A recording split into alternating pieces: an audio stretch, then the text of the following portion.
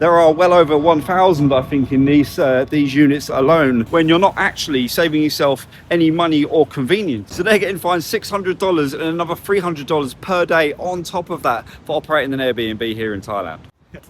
Hello, welcome to Swaddy Crab. My name is Rob, and imagine you're here on holiday, let's say day 2 or 3, and all you hear first thing in the morning is bang, bang, bang, police, open up.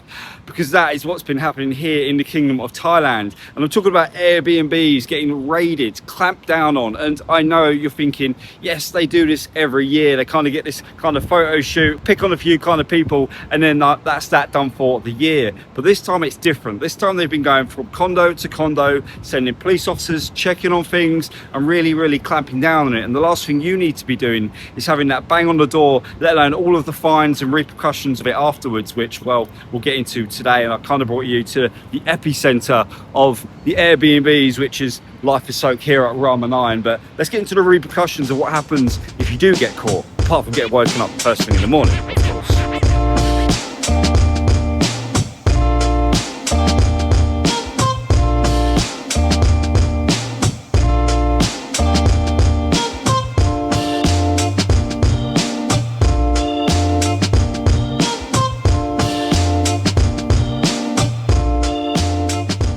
And real quick, while we're actually here at the life-soaked Rama 9, this is almost kind of prison-like. And I almost moved here actually because the facilities here are incredible. It's a perfect location in the city. Rama 9 area I've harped on about a million times, but it's almost just like an escalator or a conveyor belt of people that are coming here on holiday. The lobbies are constantly filled up with people trying to check in with their Airbnbs, which there's kind of no such thing because Airbnb is not a hotel service. There's not staff, there's nothing like that. It's all kind of independent. And I can assure you the vast majority of all of the condos here, and there are well over 1,000, I think, in these units alone at Airbnb, and they're kind of getting a little bit fed up with it.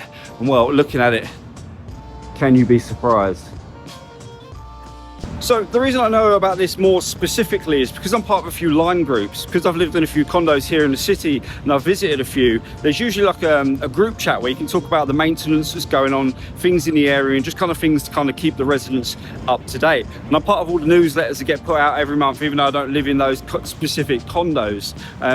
Beautiful Aston Martin over here. I'm just at the Ashton, which I've shown you guys before, and it's kind of been ramping up over the past 12 months. They've been putting newsletters out about having Face ID scan as well to kind of, you know, kind of dampen down on people checking in here and there, and also charging kind of about 5,000 baht. I've seen some places charging just to add a new person to the system. So every person that stays here on Airbnb in certain buildings are paying 5,000 baht for the privilege of having them just been able to go up and down the lift. Not only that, my old condo Q Chidlom said that they'd had a visit from a policeman, had a picture of him there and a few other places, and then also the local media as well. I know the Tiger's been covering on it, The Nation, and a few other, I think Bangkok Post has also been talking about the clampdown here on Airbnbs. But I do kind of understand it, and we'll talk about the reasons why a little bit later. What really are the repercussions for you guys, and what can you do about it? What are the other options available to you? Let's find somewhere to sit down and talk about it.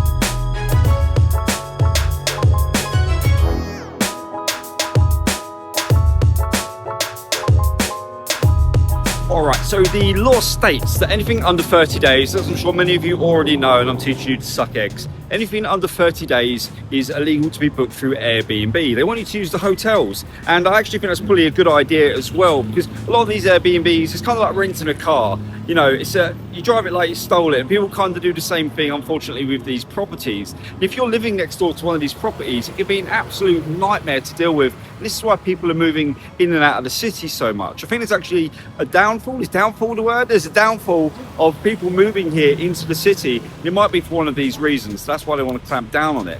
What are the repercussions for you as a renter? You going online, booking Airbnb, and just staying somewhere for a week or two, which, you know, I'm quite partial to doing myself. And the answer is you're going to get kicked out. You can go to court, they can prosecute you, they can even fine you on the spot and cause you a bunch of trouble. There was actually a situation only last week, I think down in Pattaya, but they actually arrested everyone. So they knocked on their door, arrested everyone, took them back to the police station. They all got fined, and I'm not too sure what happened with their visas or anything else, but no doubt their holiday would have been absolutely ruined. So it's entirely up to you whether you're willing to risk it when you're here on holiday. I guess it depends on how long you're here for. And if you're curious to know how much it costs for the owners, actually, if you do get caught and they get caught, they get charged 20,000 Thai baht straight away as a fine, and then an additional 10,000 baht per day that they keep operating. So they're getting fined $600 and another $300 per day on top of that for operating an Airbnb here in Thailand. I'm going to be honest, over the past kind of 3, 4, 5 years, I found Airbnb just becoming, you know, surprisingly more and more expensive, almost comparable when looking on, you know, kind of like bookings.com or Agoda, checking for hotels. You've got a place like this just behind me called like iCheck-in, where you'll probably find on like bookings.com,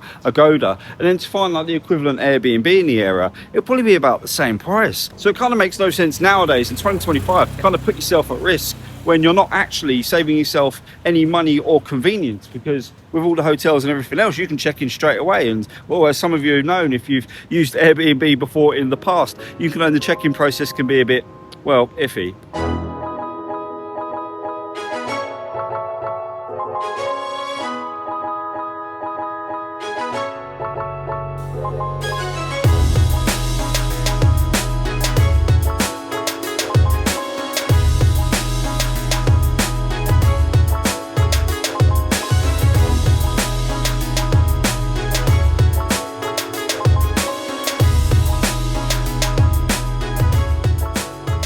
And so from personal experience and the way I would kind of do things, if I was looking to stay in the Sukhumvit Road area, kind of between Soi 15, 13, Terminal 21, I'd just look on Google Maps and just check out places like, I don't know, this is S15, no affiliation, there's a bunch on the other side of the road, there's just hotels absolutely everywhere. And then just go on their social media page, whether it's like Facebook or Instagram, and drop them a direct message and just say, how much will you charge me between this period and this period?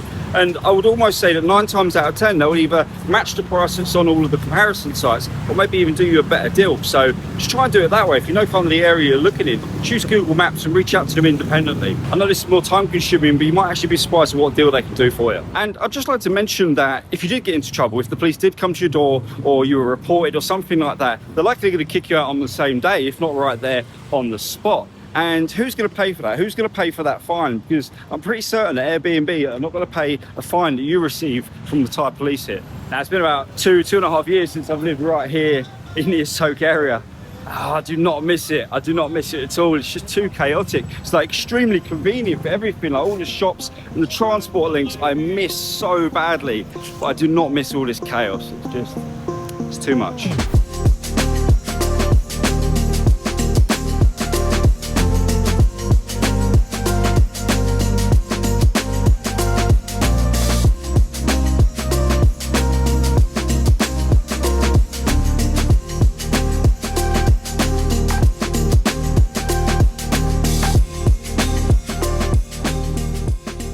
So after all that, what are my thoughts? And well, the days of Airbnb are over. I remember when it first came out, everyone was getting cheap accommodation all across the city, staying in kind of like homely places, and it was just, well, it was incredible, to be honest, even if it was kind of a bit risky here in the city. But a few years on, it's just not worth it. There's so many hotels here and there's so many other places to stay. Even like hostels nowadays have got rooms in that are putting some of the hotels to shame. So just look online, and they're going to be starting up a Discord chat shortly for Project Bangkok for you guys to be talking to each other, as well as hopefully relaunching the website towards the end of the year, giving you a bit more information on where you can stay here in the beautiful city of Bangkok, and hopefully we can work out some deals with some of these hotels as well. So I hope you enjoyed today's video. Let me know your thoughts on the Airbnb, but for me, I think it was dead already. Thanks for watching, guys, and I'll catch you on the next one. Take care, everybody.